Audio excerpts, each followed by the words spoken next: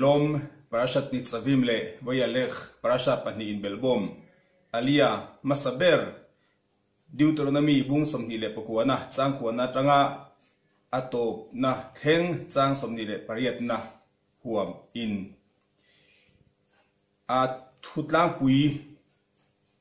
kan en phutanga lang puya chuanin isel fa te anzawa ya kan pu mausia in thuthung athun pui chungchang kan muwa tin akupta ram le namdang te pathian belo turin isel fa te fui ani chungchang kan mu boka chubaka lulul chua pathian dan bo chia lo turin le mani in thiam chopa in thamuana in nemte pathian du lo zong le adanti chungpo a mani a thamuana nei mi te pathian in adu lo zia le chutiang lu chunga chuna thidur na te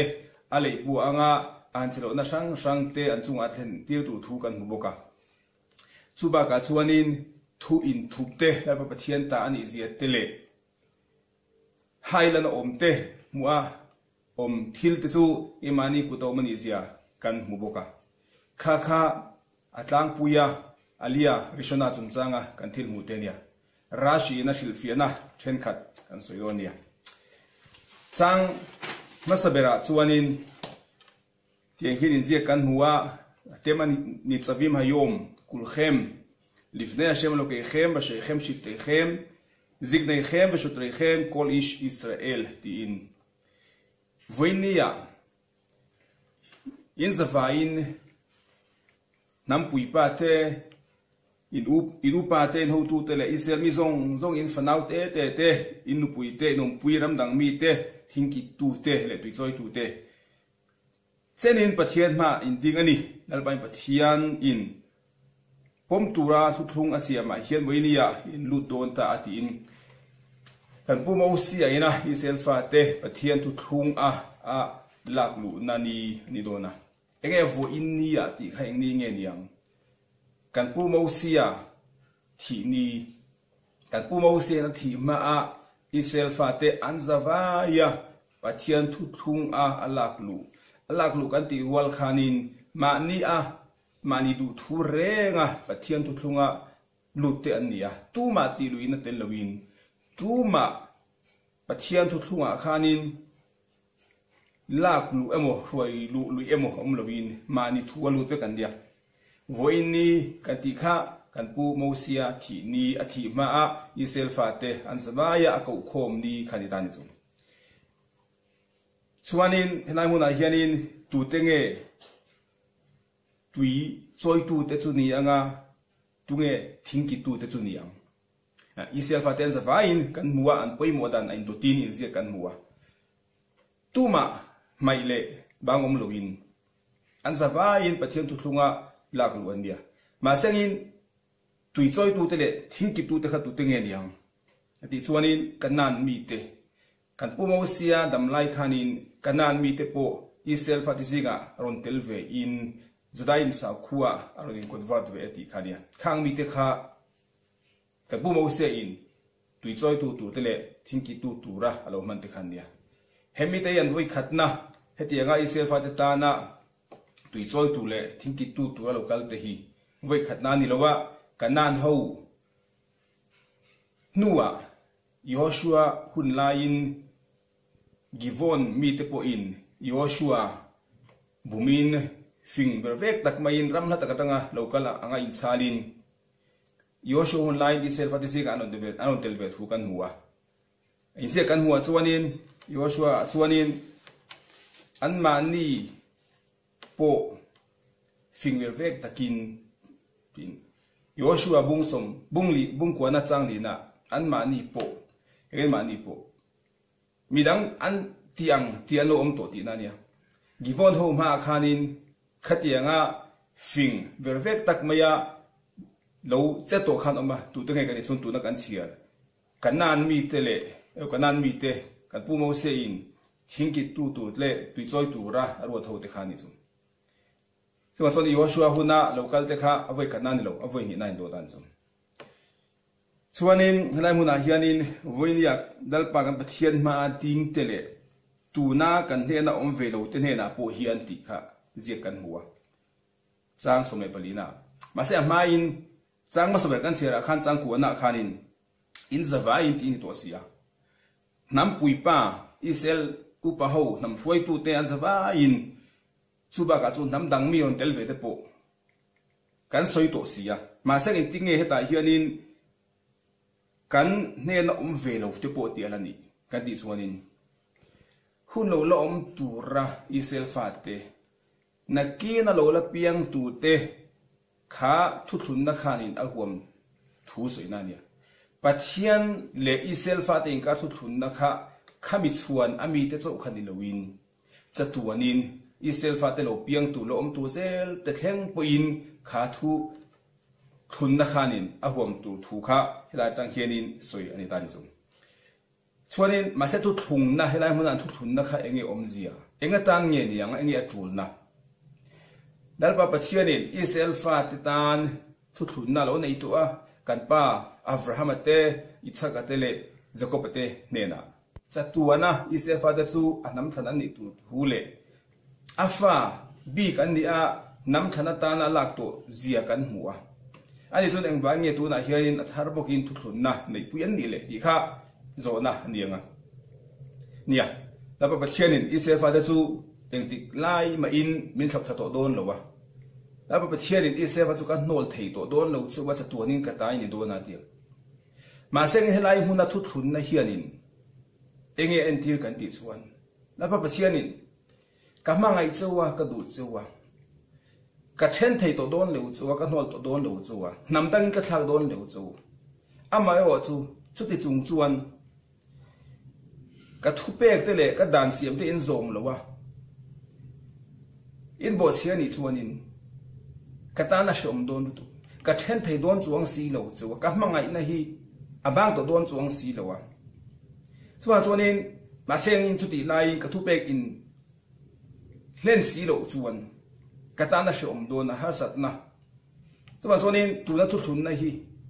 pathian le isel fa te in kara pathian fa pathian nam than ani na tu thu thun na ni loin pathian thu pek to sa pathian ni na dan siam te isel fa ten zom reng tu le a thu thung englai mai puwa nun pui reng tu ra pathianin thu thun pui na ani din chu asan chu pathian khanin min then thei si lowa adan bo cheila min mangai reng tho sia pathian ta na shom don ni chu asa andan bo se lo tura thu min thun pui na ni ti na ni ta chu kha khil fe na pakhatania chuba ga khil fe na dang le chunin karma sak an chher ta ka khanin an chelo na rap thak tak mai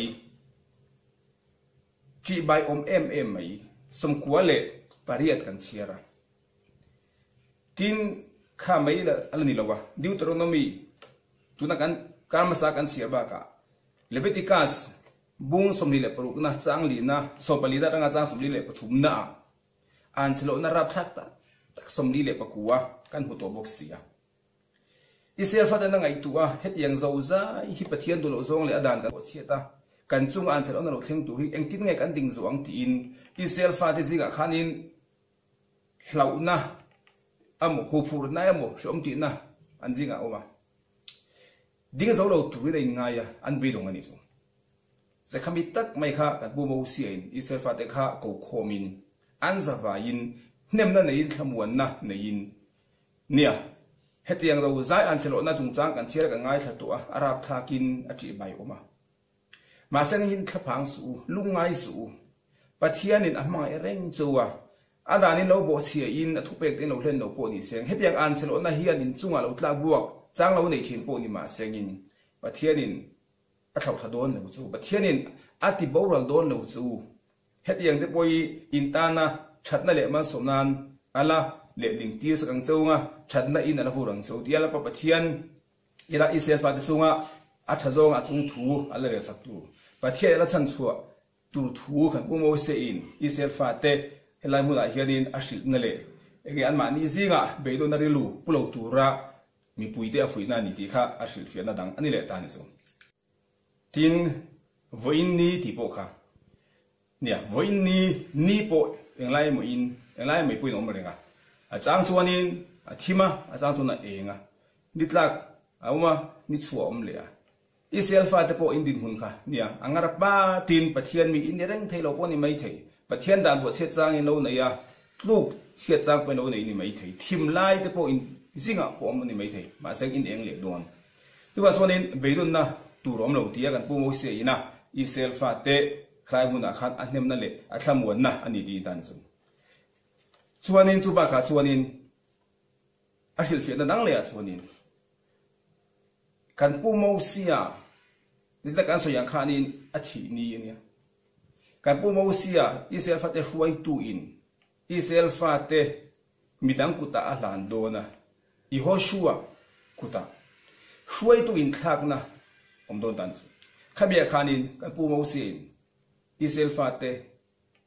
titsakin Israel fa te fuyin Yoshua kuta alhan ma a Israel fa te tana thucha nu hunga soina ni bukta ni khatia khanin Yoshua hunla pon kan huwa Yoshua in Israel fa te kai huai na Israel fa te rong abol na midang he na nan do na khanin Yoshua bung somni le pali na chang khatna po kan huwa Israel fa te zawaya ko khoma Israel fa te pathian du zong ti na rong bola rong bola ti chakna nei tele khatia kam midang nan do na ako khom na kan hu ni chu Setiap bukan zon lai Samuel pun dia, Samuel la elalte pakatna, bungsom patina, sang serina kan huwa sonin. Lal solan he na Israel fate alan don khanin, Israel fate mufutna, lal he na alan son don akhanin, zon lai Samuel pun Israel fate ko komin tiang khanin, nem na le thamona ni chung chang kan huwa. Khatiang thau kham voinia po kan pu mau sia in, Israel fate amofutna. Yoshua hen an no na vanga an zawaya ko khom na le khatianga fui na le a enge I thamon le anem na kha lamu na kha ka khutani chu chuanin chang som le parukna kan en chuanin milembek na chung chang kan huwa milembek na bol ho lai tanom em mai ma sangin milembek na kha milem pani biak Israel zentel mi ten an na ya pakhat su ni an zinga an chilten tele an milem thingle lungte tangkarwa le rangka chakte in huboka khatiang te khapathian in bevelo turin le khatiang lam mang kha hoilo tuin Israel fate min fuina kan huwa Hebrain kan en chuanin pathian pakhat zo ka kha thingle lung khatiang kha in hu ati kha mi pui mu a mi zong zong mu thei tura zentel mi ten an pathian an biak na ni ma sengin kha kha chung ya pathian nuai hung pathian man tlo man yanga pathian hau tak lo an pathian kha milem pathian kha thing le lunga tanga siam ni ma se pathian dang om le a tang karwa le rang ka chaka siam khat yang hau kha chu Israel fate khan hu shan lo in hu ati singa khana tel velo he bai rong chuanin Kesef zahav asher imahem tangkalwa lai rang kachak an kianga an zinga khatiang pathiang khachu amana towa a hautaka zentel ho khanin mi ma khan an bengam lawa acha chu minan rup sakang tin lawa arukin pindana mi mulo turin khatiang pathiang khan bethina ting chu tan khuma chuanin a hilfia na chuanin Rashi naron lakchua khatiang pathian mani po in ven him zawlo in engtinge abitute aven him te lulang ti engom sia kan ti chon ya kha sentel ho khanin engen lau engwai ge kha pathian na kha aru karalin mi mulo ben dia aman to sia husia milan ro sak lo nan pathian mani po in ven zawlo mi ina ru bo thei khatiang pathian na khan dia a thak zia chu amol thak zi le khatiang thil hoi hun zia kha mani point veng zo lo chu ne tinge abitu te aven zo te lulang ti kha dan chu tin chang som le pariat na pathian dan bo chia na lulul chua pathian thu pek te ngai pei mo lowa ba ka mani in hem le thamwan na ya ka chu ngai ma thleng lawang ti tu te pathian min sam zo ti tu te chu nga pathian thin ur na in aron tla bok tu thu kan hua chu tiang mi te chu pathianin an chelo na rap tha tak te achunga on tlang bok ti tu thu kan hun chu chuan khatiang mi te pathianin an thil sual ti akha dan pangai a chuan mi in thil sual ati in a thil ti kha thil sual ani ti a hria a shereng chunga thil sual ati khan shemina omanga ma seng ti pal thil thu in dan te bo chi a shel ovanga thil sual ti te ni khan shem ani ngai lo ni chu ma seng halai muna hianin mi in lulula chu a mani in hnemna le in thlamuan na anaya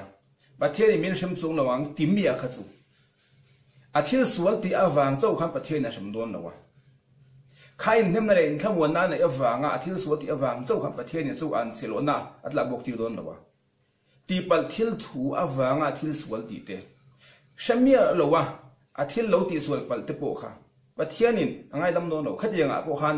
achunga pathianin shemna atla bok ti don ti ni chu wa chuanin min shabani thiang himani ti lo thlo tang seng ni lo hai ta se lo bo che ta seng dan ba ngai chuanin shemani lo wang adu wang renga shabat bo se ni lo ma seng tu na kan soi pa kha chuan pathian min shem chung lo wang pathian min mangaya pathian in entin ma mi ti chung lo wang tia ma ni in hnem na le thlamona nei mi te chu a thil sual ti kha shelo a thil ti te po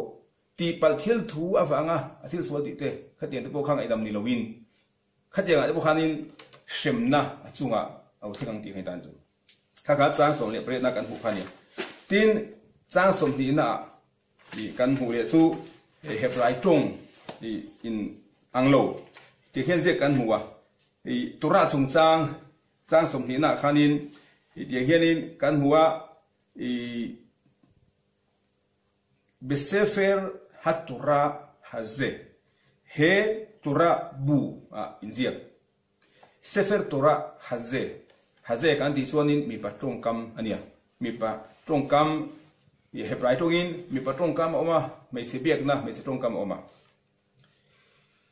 ta khani helai mun ain sefer tura haze kan ti chuanin kha tura bu kha mi pa tongkam a ziani tan chu ma sangin ama kan lo chiar to Deuteronomy bung sum ni le pariat na chang sum bakhat na chuan besefer tura hazot ti ni le boksia me chetong kam manen chu enge omsia ngati nge changin me chetong kam manan dinga enge changin ni patong kam hanan dia khami tak mai kha nya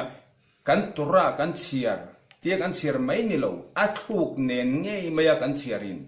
poimo ana an nei na le om je thuk tak anei zela tang kan hu thayanga tura kan chiarin du in kan chiar lawa thuk bi kan neya top na tura neya chol na tura oma khatiang te pho khanin tura in ziak awom zia ani phung ati dang lam tak thini chu bung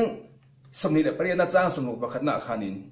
besefer tura hazot ai ti khan besefer a khanin tapkha oma enge topna ka chuanin koma cholna toite besefer chuanin tura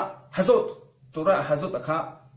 he tura ti kha ai zo tai chu tura chu ka the tangin me che tong kam chunai na tura heina topa hazot zot ze ti ni lowin atop na tura cher tu ina achol lai lok na khan kha sentence a po khan dang lam na achangin sefer tura kha tura bu kha me che tong kam in manin theya achangin mipa tong kamin chu bungsom ni priat na chawan chang som pakhat na besefer tura hazot tin chiatlang lowin besefer ta chol do achola atura hazot maseng tung kan changa hi chuanin chang som ni na chuanin